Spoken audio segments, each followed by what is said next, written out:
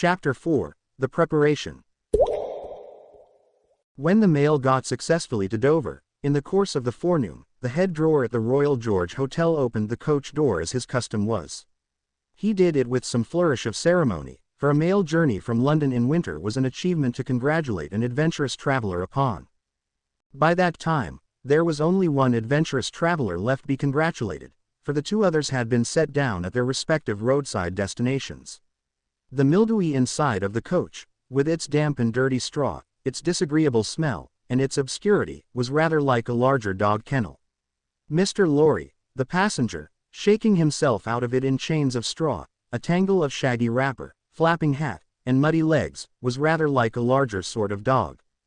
"There will be a packet to Calais, tomorrow, drawer." "Yes, sir, if the weather holds and the wind sets tolerable fair. The tide will serve pretty nicely at about 2 in the afternoon, sir." "Bed, sir. I shall not go to bed till night, but I want a bedroom, and a barber." "And then breakfast, sir." "Yes, sir. That way, sir, if you please. Show Concord. Gentleman's valise and hot water to Concord. Pull off gentleman's boots in Concord. You will find a fine sea coal fire, sir. Fetch barber to Concord. Stir about there, now, for Concord." The Concord bed chamber being always assigned to a passenger by the mail, and passengers by the mail being always heavily wrapped up from bead to foot, the room had the odd interest for the establishment of the Royal George, that although but one kind of man was seen to go into it, all kinds and varieties of men came out of it. Consequently, another drawer, and 2 porters, and several maids and the landlady, were all loitering by accident at various points of the road between the Concord and the coffee room, when a gentleman of 60, formally dressed in a brown suit of clothes, pretty well worn, but very well kept, with large square cuffs and large flaps to the pockets, passed along on his way to his breakfast. The coffee room had no other occupant, that forenoon, than the gentleman in brown. His breakfast table was drawn before the fire, and as he sat, with its light shining on him, waiting for the meal, he sat so still, that he might have been sitting for his portrait.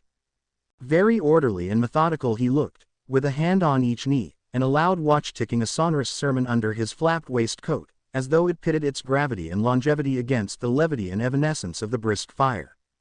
He had a good leg, and was a little vain of it, for his brown stockings fitted sleek and close, and were of a fine texture. His shoes and buckles, too, though plain, were trim. He wore an odd little sleek crisp flaxen wig, setting very close to his head, which wig, it is to be presumed, was made of hair, but which looked far more as though it were spun from filaments of silk or glass. His linen, though not of a fineness in accordance with his stockings, was as white as the tops of the waves that broke upon the neighboring beach, or the specks of sail that glinted in the sunlight far at sea. A face habitually suppressed and quieted, was still lighted up under the quaint wig by a pair of moist bright eyes that it must have cost their owner, in years gone by, some pains to drill to the composed and reserved expression of Tellson's Bank. He had a healthy color in his cheeks, and his face, though lined, bore few traces of anxiety. But, perhaps the confidential bachelor clerks in Tellson's Bank were principally occupied with the cares of other people, and perhaps second-hand cares, like second-hand clothes, come easily off and on. Completing his resemblance to a man who was sitting for his portrait, Mr. Lorry dropped off to sleep. The arrival of his breakfast roused him, and he said to the drawer, as he moved his chair to it, "I wish accommodation prepared for a young lady who may come here at any time today. She may ask for Mr. Jarvis Lorry, or she may only ask for a gentleman from Tellson's Bank. Please to let me know." "Yes, sir. Tellson's Bank in London, sir." "Yes. Yes, sir. We have oftentimes the honor to entertain your gentlemen in their travelling backwards and forwards betwixt London and Paris, sir. A vast deal of travelling, sir, in Tellson and Company's house." "Yes. We are quite a French house, as well as an English one." "Yes, sir. Not much in the habit of such travelling yourself, I think, sir." "Not of late years. It is 15 years since I came last from France." "Indeed, sir. That was before my time here, sir." "Before our people's time here, sir. The George was in other hands at that time, sir." "I believe so. But I would hold a pretty wager, sir, that a house like Tellson and Company was flourishing, a matter of 50, not to speak of 15 years ago." You might treble that, and say 150, yet not be far from the truth. Indeed, sir. Rounding his mouth and both his eyes, as he stepped backward from the table, the waiter shifted his napkin from his right arm to his left, dropped into a comfortable attitude, and stood surveying the guest while he ate and drank, as from an observatory or watchtower. According to the immemorial usage of waiters in all ages. When Mr. Lorry had finished his breakfast, he went out for a stroll on the beach. The little narrow, crooked town of Dover hid itself away from the beach, and ran its head into the chalk cliffs, like a marine ostrich. The beach was a desert of heaps of sea and stones tumbling wildly about, and the sea did what it liked, and what it liked was destruction. It thundered at the town, and thundered at the cliffs, and brought the coast down, madly. The air among the houses was of so strong a piscatory flavor that one might have supposed sick fish went up to be dipped in it, as sick people went down to be dipped in the sea. A little fishing was done in the port, and a quantity of strolling about by night, and looking seaward, particularly at those times when the tide made, and was near flood. Small tradesmen, who did no business whatever, sometimes unaccountably realized large fortunes, and it was remarkable that nobody in the neighborhood could endure a lamplighter.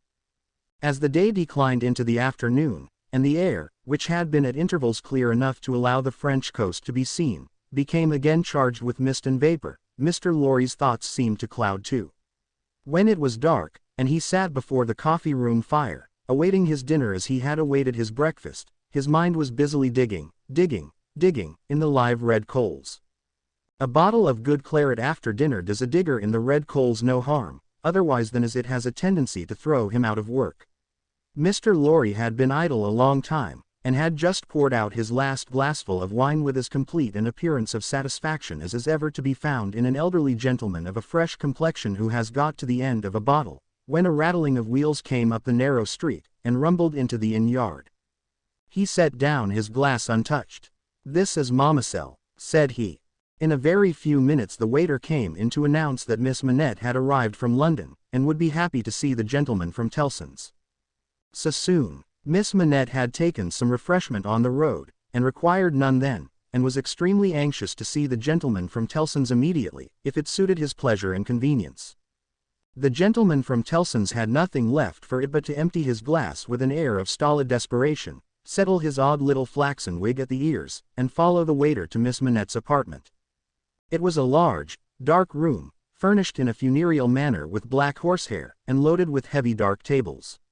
These had been oiled, until the two tall candles on the table in the middle of the room were gloomily reflected on every leaf, as if they were buried in deep graves of black mahogany, and no light to speak of could be expected from them until they were dug out.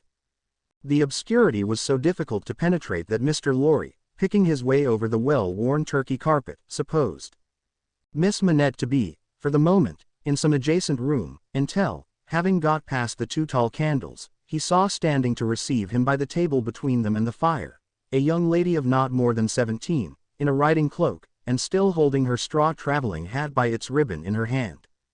As his eyes rested on a short, slight, pretty figure, a quantity of golden hair, a pair of blue eyes that met his own with an inquiring look, and a forehead with a singular capacity, remembering how young and smooth it was, of rifting and knitting itself into an expression that was not quite one of perplexity, or wonder, or alarm, or merely of a bright fixed attention, though it included all the four expressions. As his eyes rested on these things, a sudden vivid likeness passed before him, of a child whom he had held in his arms on the passage across that very channel, one cold time, when the hail drifted heavily and the sea ran high. The likeness passed away, like a breath, along the surface of the gaunt pier glass behind her, on the frame of which, a hospital procession of Negro cupids, several headless and all cripples, were offering black baskets of dead sea fruit to black divinities of the feminine gender, and he made his formal bow to Miss Manette. "Pray take a seat, sir," in a very clear and pleasant young voice, a little foreign in its accent, but a very little indeed. "I kiss your hand, miss," said Mr. Lorry, with the manners of an earlier date, as he made his formal bow again, and took his seat. "I received a letter from the bank, sir, yesterday, informing me that some intelligence, or discovery. The word is not material, miss, either word will do. Respecting the small property of my poor father, whom I never saw, so long dead." Mr. Lorry moved in his chair, and cast a troubled look towards the hospital procession of Negro Cupids. As if they had any help for anybody in their absurd baskets.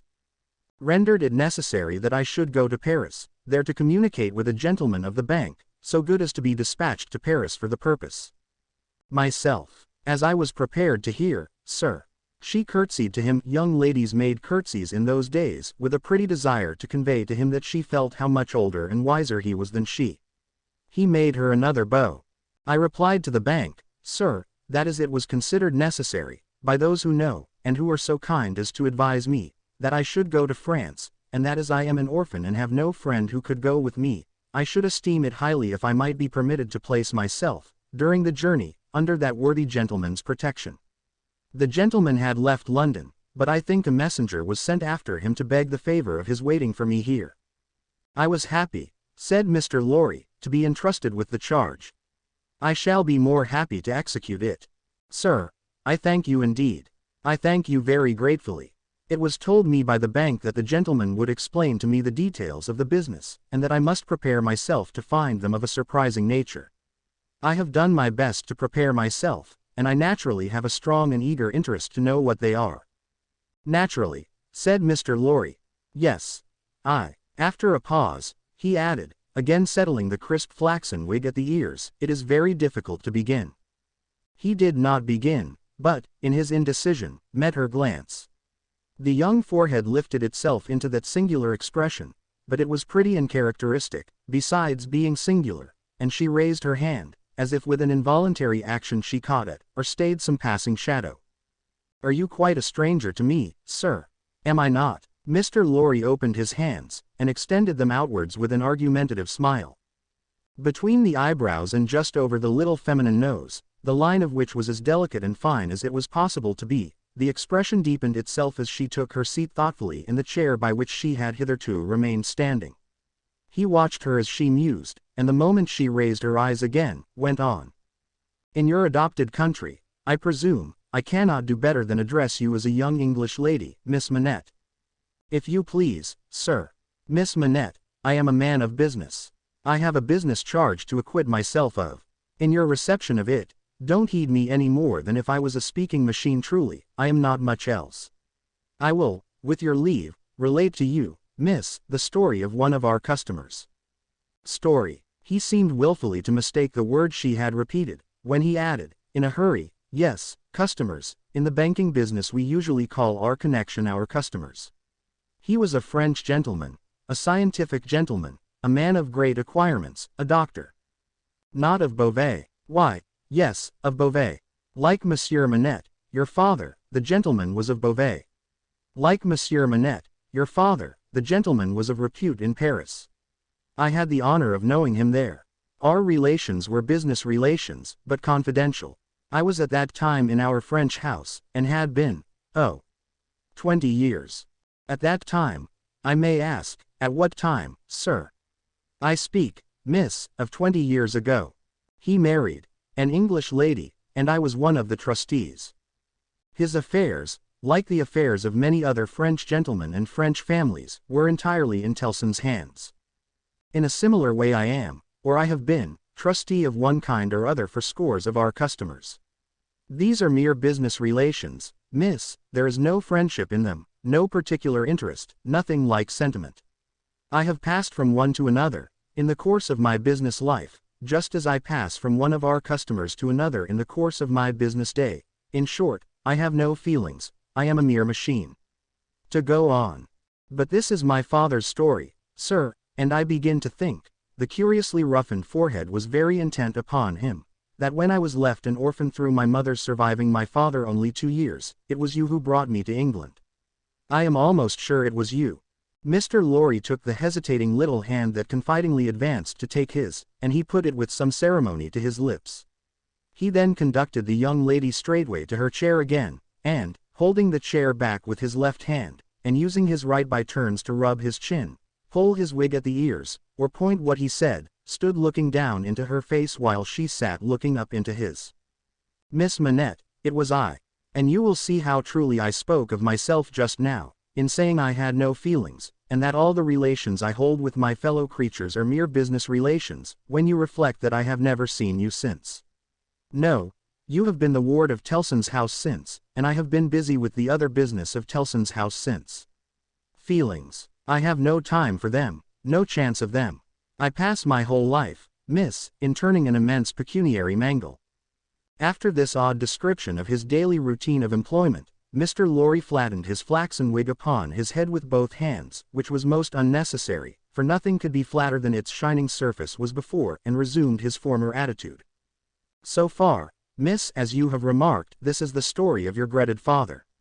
Now comes the difference. If your father had not died when he did, don't be frightened.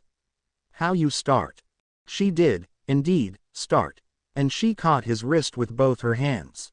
Pray, said Mr. Lorry, in a soothing tone, bringing his left hand from the back of the chair to lay it on the supplicatory fingers that clasped him in so violent a tremble, pray control your agitation, a matter of business. As I was saying, her look so discomposed him that he stopped, wandered, and began anew. As I was saying, if Monsieur Manette had not died, if he had suddenly and silently disappeared, if he had been spirited away, if it had not been difficult to guess to what dreadful place, though no art could trace him, if he had an enemy in some compatriot who could exercise a privilege that I in my own time have known the boldest people afraid to speak of in a whisper, across the water there. For instance, the privilege of filling up blank forms for the consignment of any one to the oblivion of a prison for any length of time, if his wife had implored the king, the queen, the court, the clergy, for any tidings of him, and all quite in vain, then the history of your father would have been the history of this unfortunate gentleman, the doctor of Beauvais. I entreat you to tell me more, sir. I will. I am going to. You can bear it. I can bear anything but the uncertainty you leave me in at this moment. You speak collectedly, and you, are collected.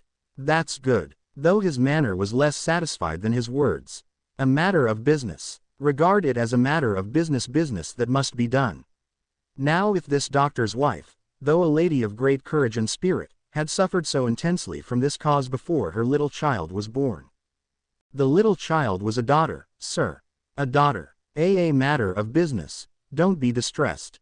Miss, if the poor lady had suffered so intensely before her little child was born, that she came to the determination of sparing the poor child the inheritance of any part of the agony she had known the pains of, by rearing her in the belief that her father was dead, no, don't kneel. In heaven's name, why should you kneel to me? For the truth. Oh dear, good, compassionate sir, for the truth. A matter of business.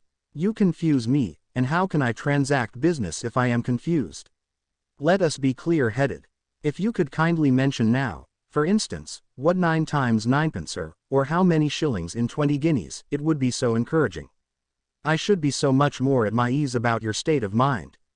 Without directly answering to this appeal, she sat so still when he had very gently raised her, and the hands that had not ceased to clasp his wrists were so much more steady than they had been, that she communicated some reassurance to Mr. Jarvis Lorry.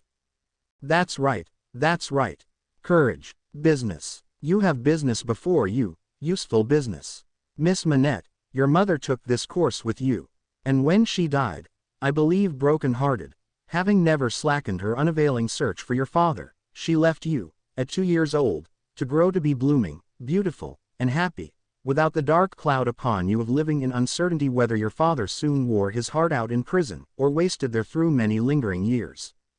As he said the words he looked down, with an admiring pity, on the flowing golden hair, as if he pictured to himself that it might have been already tinged with gray. You know that your parents had no great possession, and that what they had was secured to your mother and to you. There has been no new discovery, of money, or of any other property, but... He felt his wrist held closer, and he stopped. The expression in the forehead, which had so particularly attracted his notice, and which was now immovable, had deepened into one of pain and horror. But he has been found. He is alive, greatly changed, it is too probable, almost erect, it is possible, though we will hope the best. Still, alive. Your father has been taken to the house of an old servant in Paris, and we are going there. I, to identify him if I can. You, to restore him to life, love, duty, rest, comfort. A shiver ran through her frame, and from it through his. She said, in a low, distinct, awe-stricken voice, as if she were saying it in a dream. I am going to see his ghost. It will be his ghost, not him. Mr. Lorry quietly chafed the hands that held his arm. There, there, there. See now, see now. The best and the worst are known to you, now.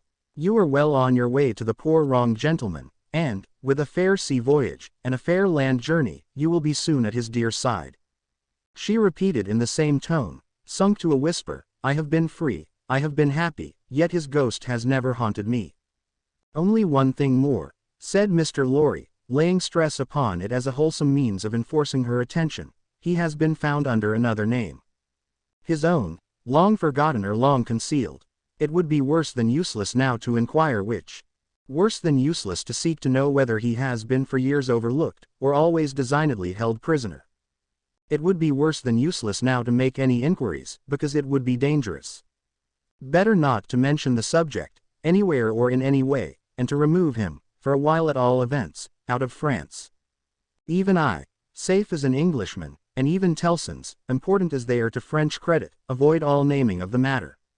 I carry about me, not a scrap of writing openly referring to it. This is a secret service altogether. My credentials, entries, and memoranda, are all comprehended in the one line, recalled to life, which may mean anything. But what is the matter? She doesn't notice a word. Miss Manette, perfectly still and silent, and not even fallen back in her chair, she sat under his hand, utterly insensible, with her eyes open and fixed upon him, and with that last expression looking as if it were carved or branded into her forehead. So close was her hold upon his arm, that he feared to detach himself lest he should hurt her, therefore he called out loudly for assistance without moving. A wild-looking woman, whom even in his agitation, Mr. Lorry observed to be all of a red color. And to have red hair, and to be dressed in some extraordinary tight-fitting fashion, and to have on her head a most wonderful bonnet like a grenadier wooden measure, and good measure too, or a great Stilton cheese, came running into the room in advance of the inn servants, and soon settled the question of his detachment from the poor young lady, by laying a brawny hand upon his chest, and sending him flying back against the nearest wall. I really think this must be a man, was Mr. Lorry's breathless reflection, simultaneously with his coming against the wall. Why, look at you all, bawled this figure, addressing the inn servants. Why don't you go and fetch things, instead of standing there staring at me? I am not so much to look at, am I? Why don't you go and fetch things?